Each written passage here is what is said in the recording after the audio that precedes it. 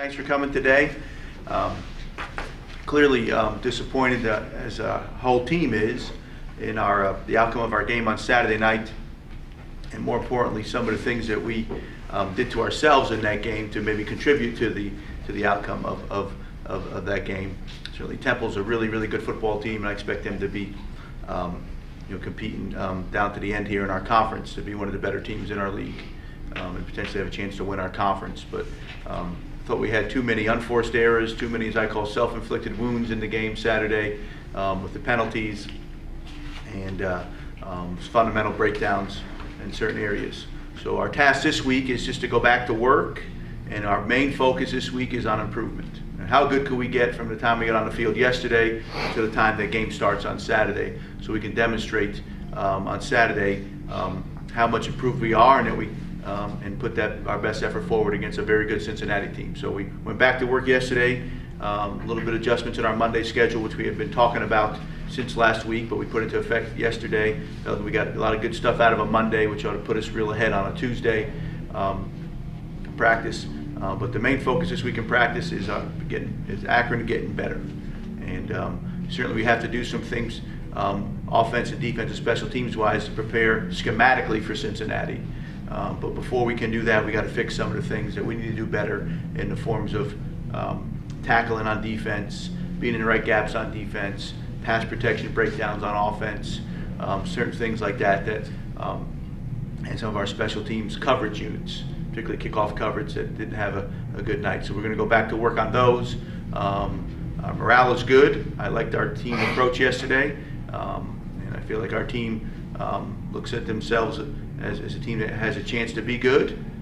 But before we can get good, we have to fix some of the things that take you away from being good.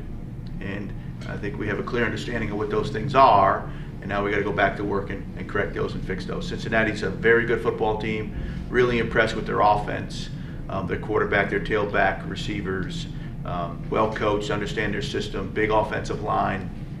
On defense, they have 5 seniors and 5 juniors playing, 1 sophomore, and certainly playing very well, I thought, on defense in the first 2 games with a shutout, and then I thought a very hard-fought game against Tennessee at Tennessee. So we know we'll have our work cut out for us this week, but we certainly want to put a much improved football team on the field Saturday than we have the previous 2 Saturdays. With that, I'll take any questions you have. When you're talking about improvement, is it fundamentals? Is it blocking, tackling this week? Yeah, I think it starts. I think it clearly starts with blocking and tackling. I do. As elementary as that sounds, football still comes down to blocking and tackling. So on offense, we had some assignment breakdowns, which contributed to some of our issues because we had some things moving, and at times in the game Saturday we moved the ball efficiently, but we didn't get any points, and we seemed to just sputter at times. So you got to go back at the tape and why do we sputter? Is that a schematic thing? Is that a personnel thing? Is it a fundamental thing? And I'd say sometimes all of the above. So how do we fix that? And then also one of the emphases as a coaching staff is how do we try to create more competition in practice?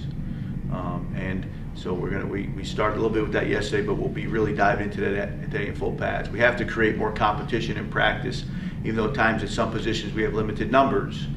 We have to really work to create more competition in practice, so that competition, that competitive environment can carry over to Saturday. Coach, even though there were a lot of drops by the wide receivers, I thought Marquello Sewell really maybe distanced himself from some of the other receivers. Yeah, I thought we had a couple guys really, you can see really marked improvement from the first game to the second. Marquello certainly being one of those that I really thought did a nice job. We had some good routes, had some good run after the catch. Certainly I thought he competed. I thought our quarterback certainly played at a much higher level in the second game than he did in the first. Now, there's still a lot of ceiling there for him, and there's still a bunch of things to work on. But he showed a great passion, a great competitiveness, great toughness. His accuracy, I thought, was much better in this game, and he cleaned up some of those things at the line of scrimmage that maybe had some errors in the week before. So, I'm excited about his opportunity for continued growth, which is what we thought would happen start after start for him. And on defense, like freshman Bray Ford, I thought played really well coming in there at times for Josh Richmond. Jamar Williams getting his first start. did some good things. So we had some guys get some baptism by fire a little bit in there Saturday night.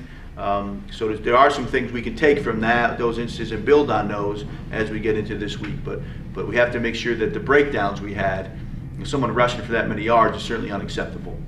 Clearly, you got to start with that. We have to be able to run the ball more effective and play better run defense, first and foremost. And so we have to start with that in our competitive situations today in practice as we move forward. Now, your left tackle situation, basically you would have played a guy that had never played there before in the last game, right? Pat? And yeah. Pat has never played in the game at left tackle until Saturday, yes. Is that going to improve this week, or? It'll be the same. It'll be the same. Yes. Is there any chance that any of these true freshmen, ready or not, might be thrown in there on the offensive The offensive line, the only one that that's practicing up with the travel group and that is in discussions about playing is Travis Schweitzer, but that would also be at a guard. He would be a guard. Yeah. The lightning delay, what did you do for an hour and a half or an hour and 19 minutes? Well, what was it like? We first we had to explain to the team exactly what was going on, exactly how long minimally we'd be in there, let the guys take their pads off, and then offensively and defensively we met as coaches to review the 8 minutes prior, and then we spent times on both sides of the ball with the players going over what we had just seen. Defense had gone against one drive, the offense had two.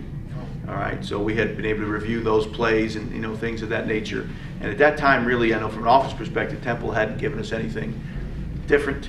Really, defensively, they hadn't given us anything different. But we went through all those situations and blitzes and things like that. And then Vince had a little time to gather up some of the guys on special teams because they had made a little bit of adjustment on our kickoff cover team that we needed to address with our kickoff return team. And so we did those types of things. And then, one time I had to give them a 15-minute warning that I thought we were going, and then there was another report of a lightning strike, so I said I had to go in there and say, okay, slow down, it's now 25 more minutes from here. And just try to keep the guys focused and relaxed, and that's what we tried to do, besides going through some of the things that had already previously happened in the game.